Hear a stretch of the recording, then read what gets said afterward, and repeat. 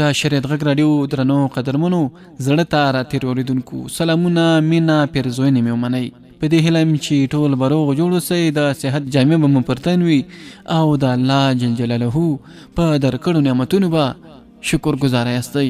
همدا شیبه ستاسې د خپلې خوښې ستور مزل خپرونه پیل شوه. د نن خپرونې کوربه مو بیا هم د تل په څېر زه عمران الدین نیکمل یم. درنو اورېدونکو نن د ستور مزل په خپرونه کې درته د سلطان نورالدین محمود زنګي د داستان یا ناول 14مه برخه دراوړم. خو وړاندې له دې چې د 14مې برخې د نشر ورپرانیزم لومړی ورځم د تېرې برخې وروستۍ جملې دراوړم چې تېره 15مه برخه په کومو جملو او کومو کلماتو پای ته رسېدلې وه. خو له تاسې هم یوه هیله لرم چې دا خپرونه هم را سره د نور خپرونو په څیر تر پایه پورې واورئ او ما یوازې پرې نږدئ. تاسې د سلطان نورالدین محمود زنګي د داستان یا ناول په تېره 15مه برخه کې اورېدلي چې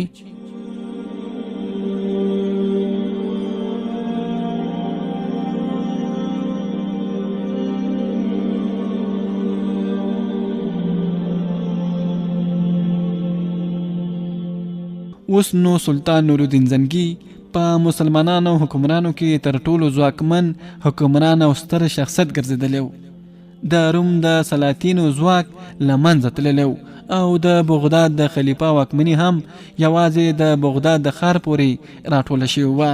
هلته د خلافت رعب او دبدبه هسې په نامه پاتې وه. دا اړینه وه چې د اسیا و اروپا هر ځواکمن پادشاه د خپل پادشاهۍ سند د بغداد د خلیفه څخه ترلاسه کړي. په افریقایي هیواد مصر کې په دې وخت کې فاطمي خلیفه د بغداد د عباسي خلیفه په مقابل کې په قاهره باندې خپل خلافت کاوه. خلیفه که د بغداد او که د مصر دواړو په خپل تیر برم باندې ماتم کاوه. د بغداد د سنی خلیفه کار یوازې د اسنادو ویشل و. خو په قاهره کې فاطمی شیعه خلیفه هم خپل سلطنت خپل وزیرانو ته سپارلی و او په خپل په شاهي محل کې د خلافت په کرسۍ ناست د خپلو ښځو او غلامانو ترمنځ د جګړې د پای ته رسولو هڅې کولې.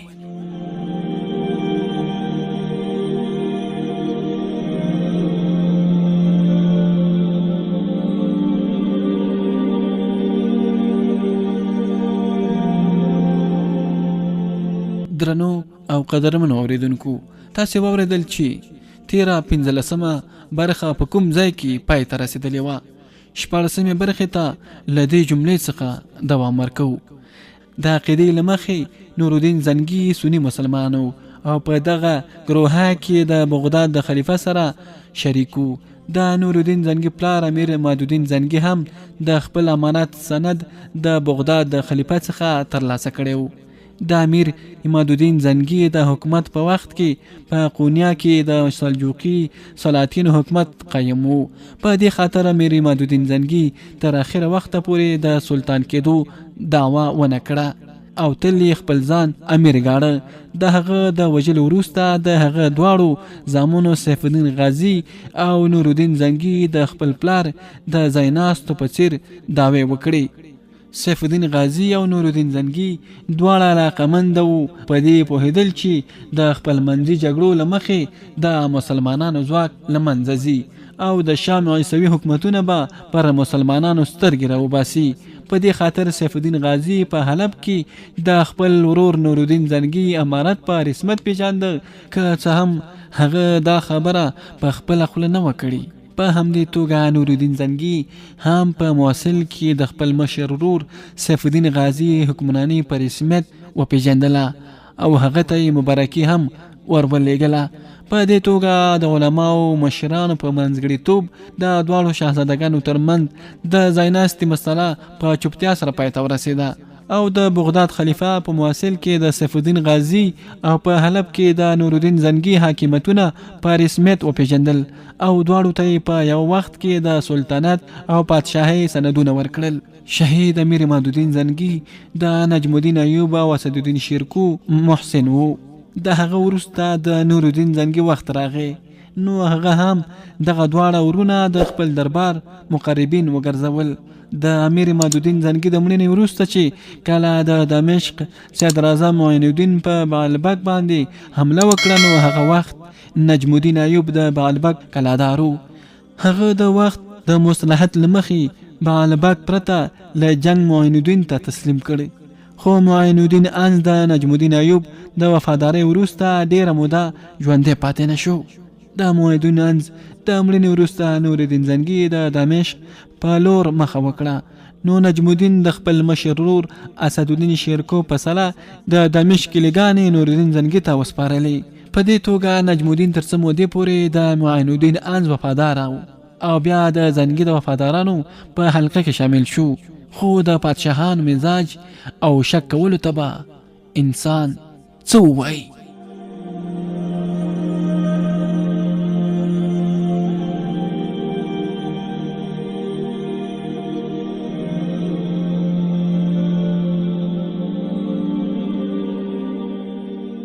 بلې درنو اوریدونکو، د نور الدین زنګي په دربار کې د نجم الدین او اسدالدین شیرکو د دواړو څخه نور شتمن او د باور خلک نه وو.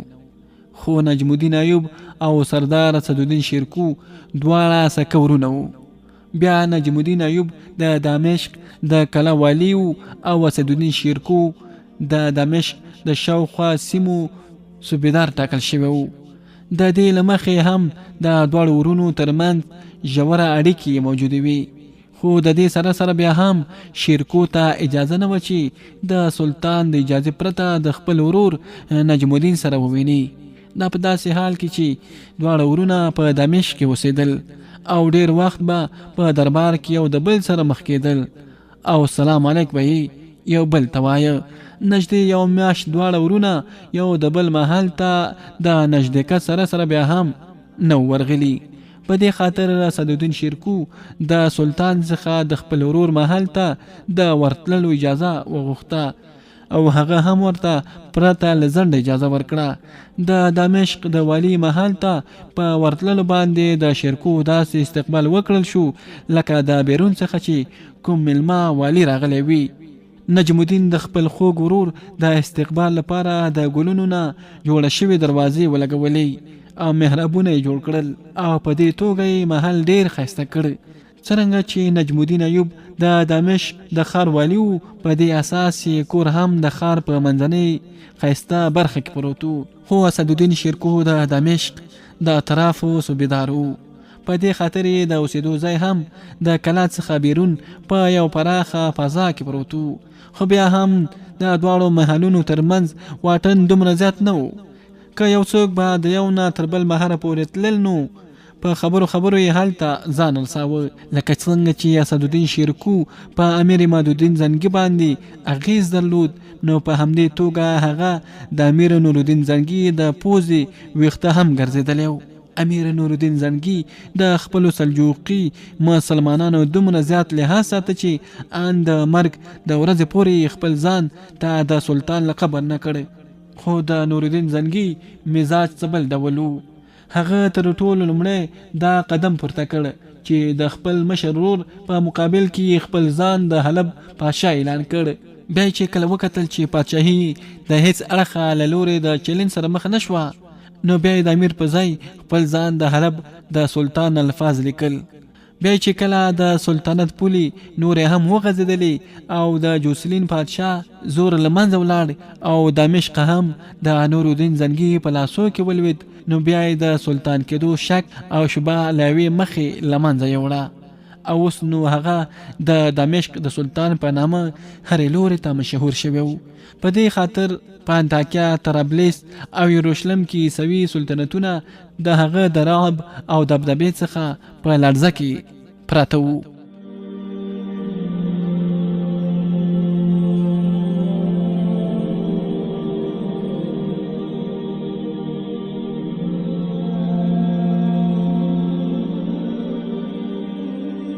نجم الدین ایوب د ښار د یو شمېر کسانو سره یو ځای د خپل کشر ورور د استقبال لپاره لږ څه مخته ورغی.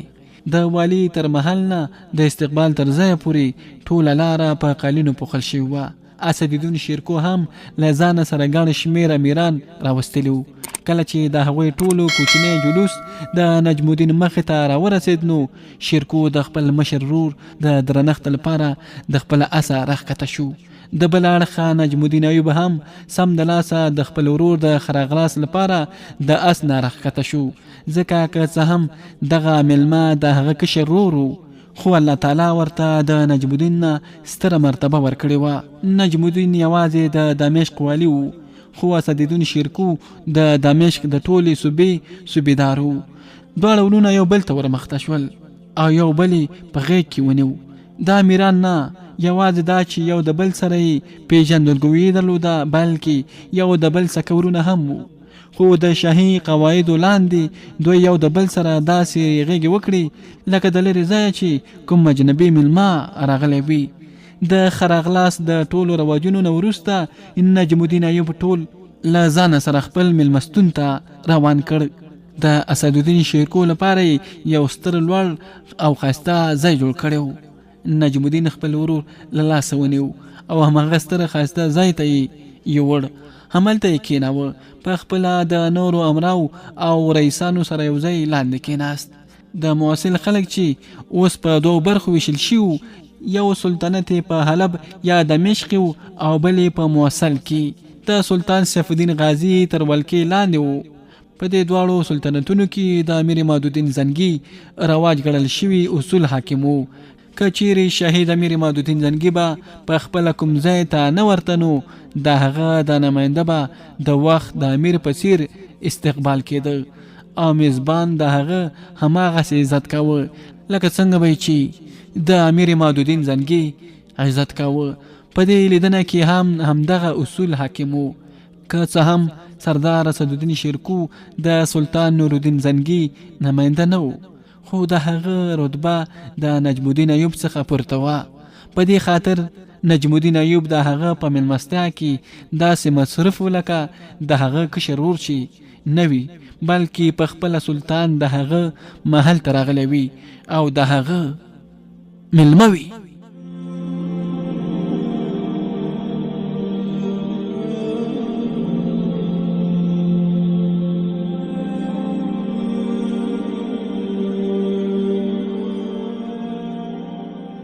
بلې درنو اورېدونکو، نوې زلمې صلاح الدین هم د خپل پلار ترڅنګ د مېلمنو په مېلمستیا کې پوره مصروف و. هرې لورو ته به چې نجم الدین ورته، هلته به د صلاح الدین د خپل ځان سره یو ځای موند. لومړی خو نجم الدین داسې وګڼله چې هر ځای ورته صلاح الدین په مخ کې ولاړ وي، خو کله چې وکتل چې صلاح الدین په کار کې ورسره مرستندو دی نو بیا یې اندېښنه له منځه ولاړه. بیا نجم الدین ایوب دا هم محسوس کړه چې سردار اسدالدین شیرکو او د هغه سره راغلې ډله ټول په صلاح الدین پسې سترګې ګرځوي. نو هغه حیران پاتې شو، ځکه د صلاح الدین په وجود کې د داسې جذابیت لپاره هیڅ نه و چې د دمشق ولاړ پوړي چارواکي او رئیسان د هغه په لوري مایل کړي. په دې سردارانو کې هر یو داسې و چې خپل ځان یې پوره من ګاڼه او د خپل ځانه ټیټه خبره هم نه کوله. کله چې وکتل چې د ټولو سترګې د صلاح الدین په لور خوځېږي نو نجم الدین ایوب داسې وګڼله چې دې ته د خلکو توجه نه کول د دې سپکاوی دی، ځکه ټولو مشرانو او سردارانو د هغه ذات له نظره غورځولی و. اسدالدین شیرکو خو صلاح الدین ته په داسې سترګو کتل چې ته به وایې همدا اوس په خپلو سترګو کې نه وي. معلومه نه ده چې هغه به صلاح الدین پیژندلی وي او که نه، ځکه چې نجم الدین او اسدالدین شیرکو په خپلو کې د ورورګلوۍ سره سره بیا هم نه یو د بل سره په آزاده توګه کتلی شول او نه د یو بل کور ته تللی شول. میاشتې میاشتې او کلونه کلونه به تیرېدل، خو دوی به په خپل منځونو کې یوازې رسمي خبره کوله، د شخصي او ذاتي خبرو کولو اجازه نه ورکول کېده. نو په داسې حالاتو کې د صلاح الدین انځور د اسدالدین شیرکو د سترګو نه غیبېدل څه سخته خبره نه وه. نن یې پوره 2 کاله وروسته صلاح الدین کتل او د 2 کالو مخته وروستني صلاح الدین ترمنځ ډېر توپیر راغلی و. د اسدالدین شیرکو زړه صبر ونه کړ او یو ناڅاپه ژبه پرانسته او ویل، صاحب زاده صلاح الدین په دې وخت کې هلته نږدې د روان دی. د اسدالدین شیرکو د غږ سره سم ځای په ځای ودرېد. د صلاح الدین په اواز کې ډېر دروندوالی و. ویل کاکا جانا په خدمت کې یم، ما ته څه حکم دی؟ هو زویا دلته زما خواته راشه. اسدالدین شیرکو لاس ونیو او د خپل ځان سره یو ځای کېناوه. اوس نو ټولې سترګې په صلاح الدین کې ورننوتې وې.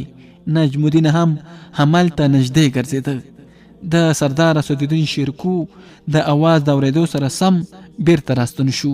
اوس نو د ټولو میلمنو سترګې په کاکا او راره پورې ورنښتې وې او د هغوی ترمنځ خبرې په پوره توجه سره اورېدې. اسدالدین شیرکو په ډېره مینه په سر لاس راښکود او ترې ویې پوښتل نوم دې څه دی؟ صلاح الدین د سترګو په کونج کې خپل پلار ته وکتل. بیا یې ویل صلاح الدین. صحیح ده، همدا ته باید صلاح الدین اوسي. اسدالدین شیرکو په داسې توګه دا خبره وکړه چې د نجم الدین او صلاح الدین دواړو خولې د حیرانتیا نه وازې پاتې شوي. د تورې په هنر پوهېږې؟ صلاح الدین ورته په ډېر فخر سره ځواب ورکړ. هو د تورې په وهلو پوهېږم. تر اوسه دې د تورې گذر نه دی کړی که نه؟ که دې کړی وای هرومرو خبر تر ما پورې را رسېدلو. صحیح ده که نه؟ صلاح الدین ته دا خبره ښه ونه برېښېده. د هغه دوستانو ملګرو د هغه د تورې د وهلو په اړه ډېر څه ویلي وو، خو کاکا یې د تعریف په ځای ورته وایي چې تر اوسه دې توره نه ده چلولې. صلاح الدین لا تر اوسه پورې د ځواب د پیدا کېدو په فکر کې و چې پلار یې په منځ کې راټوپ کړ او وویل د اسدالدین شیرکو خبره سمه ده. صلاح الدین نور هم په قهر شو، ځکه پلار یې هم د خپل ورور خبره تایید کړه. کیدای شي چې اسدالدین شیرکو د نجم الدین ایوب خبرې ته توجه نه وي کړي. وی ویل د غش ویشتلو او وزغلولو په اړه دې څه کړي؟ دا ځل هم د صلاح الدین په ځای پلار ځواب ورکړ. د شهسوارۍ روزنه یې مکمله کړې ده، خو د غشي په ویشتلو کې لا خام دی. نجم الدین وروره، نو بیا دې دا هلک ولې په محل کې بندي ساتلی دی؟ اسدالدین شیرکو خپل مشر ورور ته د پوره ادب او احترام سره سره دا خبره لږه سخته وکړه. میرزادګانه ټول عمر د صرف و نحوي غوټې نه پرانیزي، دوی ته د میدان او صحرا روزنه ورکول هم اړین دي. نجم الدین د خپل ورور سخته خبره په نرمۍ سره ځواب ورکړ. شیرکو ستا وراره د سیل او تفریح سره ډیره مینه لري، خو هغه هم تر ښکار کولو پورې.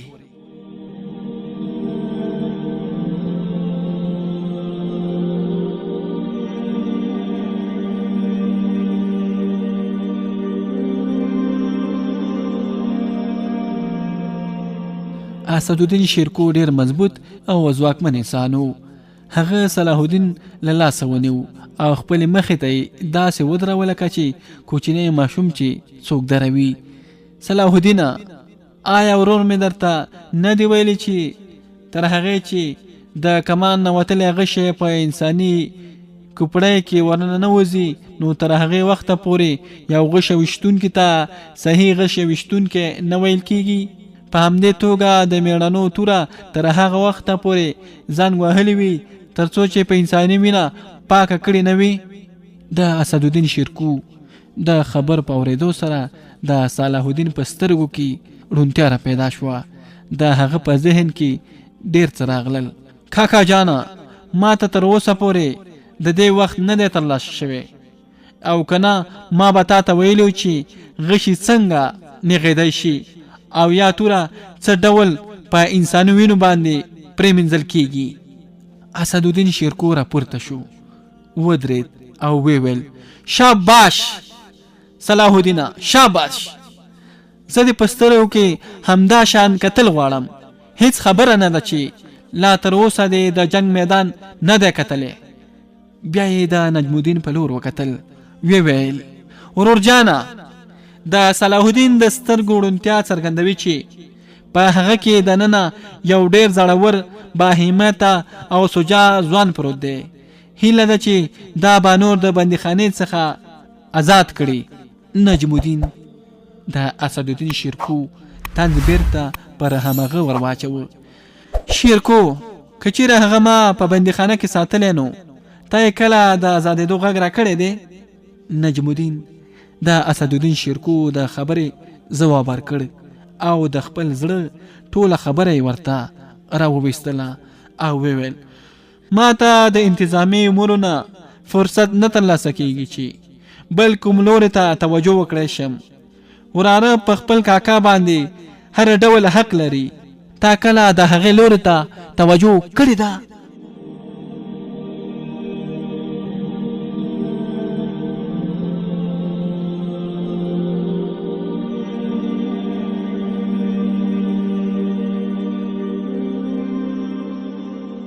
حقیقت هم دا و چې نه نجم الدین ایوب او نه یې هم ورور اسدالدین شیرکو د صلاح الدین په لور کومه ځانګړې توجه کړې وه.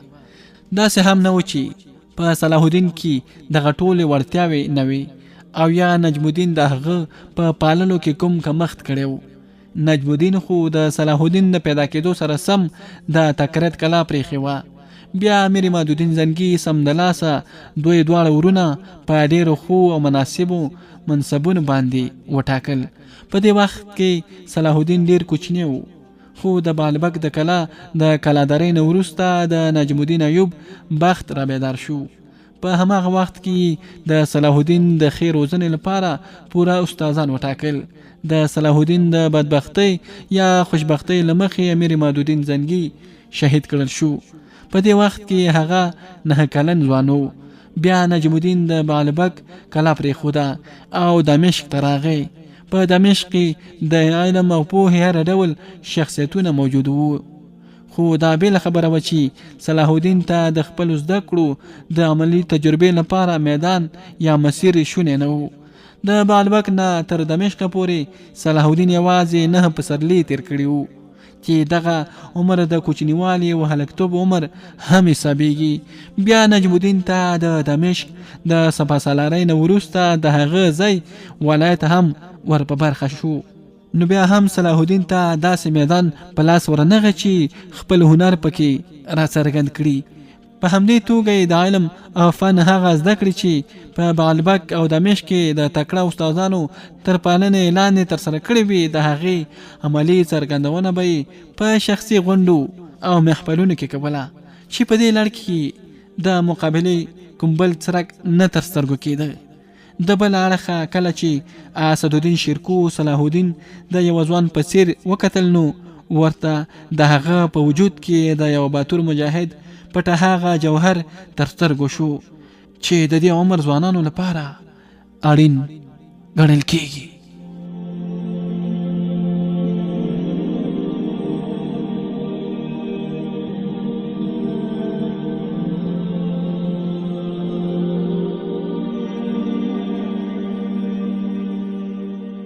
د دې تفصیل د ویلو څخه مقصد دا و چې صلاح الدین د حالاتو له مخې تر داسې فشار لاندې و چې هلته د سپاهیتوب د مکملو وړتیاو سره سره بیا هم خپل پټ جوهر نشو را څرګندولی. د دې خبرې څخه د هغه دښمنانو داسې وانګرله چې صلاح الدین ان تر 25 او یا 26 کلنۍ پورې یو ډېر ناوړه او بیکاره ځوان و. د صلاح الدین یو غربي سوانح د صلاح الدین په ژوندانه یو ډېره مفصله لیکنه کړي خو قلم یې هر 10 پاڼې وروسته په دې لیکلو باندې ناستومانه کېږي چې وایي صلاح الدین تر 26 کلنۍ پورې ناکاره او ناوړه ځوان و. هغه تر دې وخته پورې د محل په څنډو کې د صرف و نحوې په غوټو پرانستلو کې مصروف و. د مخ او شکل څخه هیڅ داسې نه ډاګېدله چې هغه به په نږدې راتلونکي کې د صلیبي جنګونو تر ټولو ستر اتل او قهرمان اوسي. د صلاح الدین هر دښمن او دوست د هغه د سترګو د سهرانه لید تعریف کوي. د نجم الدین او اسدالدین شیرکو ترمنځ به نږدې هر ورځ دربار کې لیدنه کېده خو صلاح الدین به یې ډېر کم تر سترګو کېده. د اسدالدین شیرکو او صلاح الدین ایوب کتنه یوازې هماغه و چې د نجم الدین ایوب له اړخه په ترتیب شوي مېلمستیا کې ترسره شوه. اسدالدین شیرکو تر ډېرې مودې پورې په سوچونو او فکرونو کې ډوب و او بیا یې په ناڅاپي توګه سر راپورته کړ او خپل مشر ورور نجم الدین ایوب ته یې په داسې توګه وویل لکه صلاح الدین چې خپل زوی وي ډېر ښه زه غواړم صلاح الدین له ځانه سره بوزم. نجم الدین په حیرانونکې توګه ورته وکتل. بیا یې ورته وویل آیا رښتیا هم صلاح الدین له ځانه سره بوزي؟ نجم الدین لا تر اوسه د هغه په خبره ډاډمن نه و. نجم الدین هم ورته په قوت او ډاډمنۍ لهجې سره وویل هو زه هغه له ځانه سره بوزم او د تل لپاره یې له ځانه سره بوزم. نجم الدین هم پرېکړه کړې وه او ویل سمه ده زه به یې سبا ستا لورې ته در ولېږم. اسدالدین شیرکو د تللو لپاره ودرېد. نجم الدین پرې اعتراض وکړ آیا د خپلې ورندارې سره ملاقات نه کوي؟ هو ولې نه د همغې لورې ته خو روانېږم. د دې خبرې سره سم اسدالدین شیرکو د ښځو د ځای په لور ور وخوځېد. بیګم نجم الدین هم د سردار شیرکو سره د کتلو انتظار کاوه. هغه اسدالدین شیرکو د لیور په څیر نه بلکې د زوی په څیر راستر کړی و. د هغې د پالنې د طبیعت څخه ټول خبر و. پالل شوی زوی که خپل وي او که پردی خپل ګرځي. خو د هغې ورځې راهیسې چې اسدالدین شیرکو هلته په تکریت کې یو کس وواژه نو د همغې ورځې راهیسې ورته د هغه د پالونکي په زړه کې داسې یوه غوټه پیدا شوې وه چې په هیڅ توګه یې د پرانستو نوم نه اخیسته. اسدالدین شیرکو هم د دې څخه ښه خبر و. کله چې د هغه او بیګم نجم الدین ترمنځ لیدنه وشوه نو اسدالدین شیرکو د هغې په مخ کې ډېر په خنیولې روان و. خو د دواړو ترمنځ چې کوم واټن پیدا شوی و د هغې د کمېدو نوبت نه راته.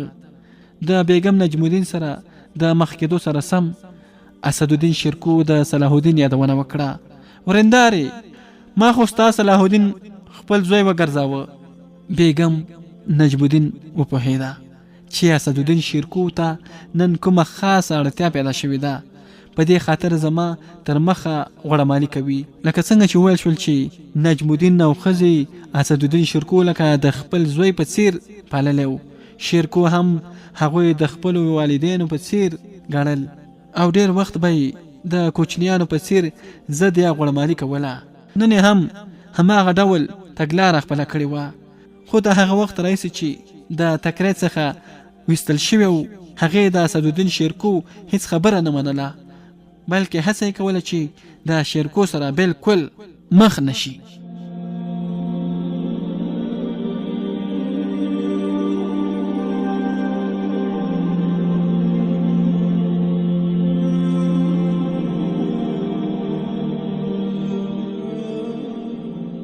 د شریعت غږ راډیو درنو قدرمنو او زړه ته راتېر اورېدونکو دا وه د سلطان نور الدین محمود زنګي د داستان یا ناول 14مه برخه. دا چې په راتلونکې 18مه برخه کې به له کومو پیښو او موضوعاتو سره مخ شو هغه به په راتلونکې برخه کې واورو. په همدې ځای دننه زه عمران الدین نیکمل او زما ګران همکار چې د تخنیک په چارو کې را سره ملتیا کوله عبدالله بصیر له تاسې څخه اجازه غواړو. تاسې چې هر چېرته استئ خوشحاله او سوکاله ژوند ولرئ خو موږ دواړه هم در سره په دعاو کې یاد ساتئ. الله مو مل ښه وختونه ولرئ.